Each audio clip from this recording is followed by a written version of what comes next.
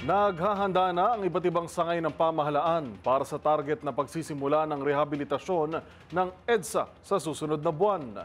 Kabilang dito ang paglalatag ng traffic management measures para maibsan ang abala na inaasahang mararanasan ng mga commuter sa mga susunod na linggo o buwan. Magbabalita si Dustin Bayog. Pinaghahandaan na ng Metropolitan Manila Development Authority o MMDA, katuwang ang Transportation at Public Works and Highways Department at ang Metro Manila Council ang inaasang mabigat na epekto sa trapiko kung sakali magsimula na ang rehabilitasyon ng Epifanio de los Santos Avenue o EDSA. Sa isang press briefing, sinabi ni MMDA Chairman at Attorney Roman Duartes na nagpresenta na sila ng mga intervention measures sa mga mayor ng Metro Manila, partikular sa magiging traffic management plan, bunsod ang inaasahang pagbigat sa trapiko. Ito rin ay magiging bahagi ng kasalukuyang pinaplansya pa na plano para sa EDSA rehabilitation na nakahanda namang i-anunsyo sa susunod na linggo. Tinitiyak naman ni Transportation Secretary Vince Dizon na pinaplanong mabuti ang isasagawang EDSA overhaul upang maibsan ang paghihirap ng mga commuter at mga motorista.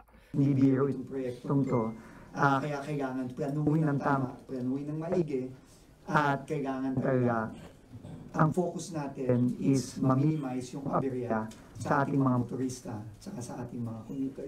Kaugnay nito, sinabi rin ni Secretary Dizon na tuloy-tuloy ang operasyon ng MRT at ang pagkakaroon ng designated bus carousel na kabilang din sa mga planong ilalatag sa susunod na linggo.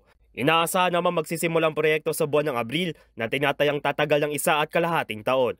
Samantala, iniutos naman ni Secretary Dizon ang pagtanggal ng VIP lounge sa paliparan ng Siargao upang resolbahin umano ang congestion ng mga pasero sa naturang paliparan. Ito ay matapos ang kanyang surprise inspection noong linggo at sa plano ng DOTR na gawing international hub ang Siargao Airport na isa sa mga dinadayong lugar sa bansa. Para sa MBC TV Network News, ito si Dustin Bayog ng DZRH TV.